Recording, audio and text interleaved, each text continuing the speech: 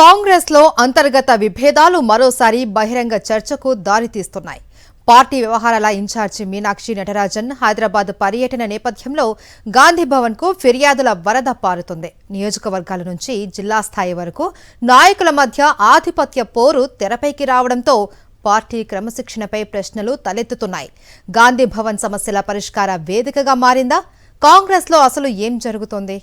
గత వారం రోజులుగా తెలంగాణ కాంగ్రెస్ లో అంతర్గత కుమ్ములాటలు రచ్చకెక్కుతున్నాయి.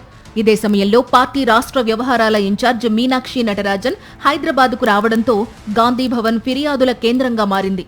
సూర్యాపేట జిల్లా తుంగతుర్తి నియోజకవర్గంలో మండల అధ్యక్షుల నియామకం ఎమ్మెల్యే, ఎంపీ వర్గాల మధ్య తీవ్ర వివాదానికి దారితీసింది.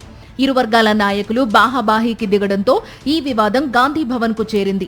స్థానిక పరిస్థితులపై అధ్యయనం చేసి నివేదిక ఇవ్వాలని వర్కింగ్ ప్రెసిడెంట్ జగ్గారెడ్డికి పీసీసీ అధ్యక్షుడు బాధ్యతలు అప్పగించారు. సిద్దిపేట జిల్లాలోనూ కాంగ్రెస్ లో విభేదాలు ముదురుతున్నాయి. మాజీ డీసీసీ అధ్యక్షుడు నర్సారెడ్డి, అంజయ్య గౌడ్ మధ్య మండల అధ్యక్షుల నియామకంపై తీవ్ర విభేదాలు చెలరేగాయి. ఇద్దరూ ఒకరిపై ఒకరు పీసీసీ అధ్యక్షుడికి ఫిర్యాదు చేసినట్లు సమాచారం. మరోవైపు మెదక్ జిల్లా ఇన్ఛార్జ్ వివేక్ కూడా మంత్రి దామోదర రాజనరసింహపై పార్టీ ఇన్ఛార్జికి ఫిర్యాదు చేసినట్లు తెలుస్తోంది.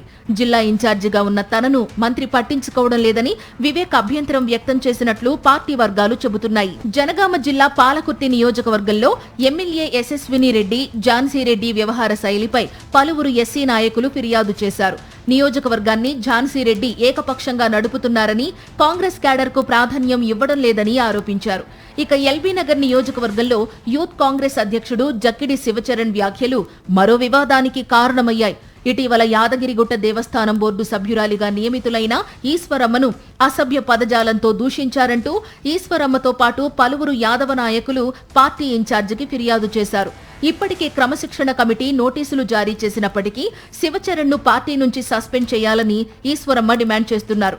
ఈ వివాదం పరిష్కార బాధ్యతను రంగారెడ్డి జిల్లా డీసీసీ అధ్యక్షుడు నరసింహారెడ్డి, వర్కింగ్ ప్రెసిడెంట్ జగ్గారెడ్డికి అప్పగించారు. వరంగల్ రాజకీయాల్లో మంత్రి కొండా సురేఖ, ఎమ్మెల్యే కడియం శ్రీహరి మధ్య కొనసాగుతున్న విభేదాలు కూడా ఇంకా సద్దుమణగలేదు.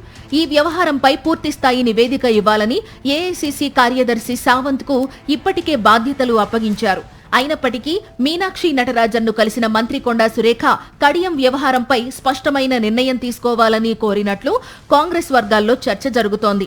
ఇలా మీనాక్షి నటరాజన్ హైదరాబాద్ పర్యటన సందర్భంగా పాత కొత్త వివాదాలన్నీ మరోసారి తెరపైకి వస్తున్నాయి.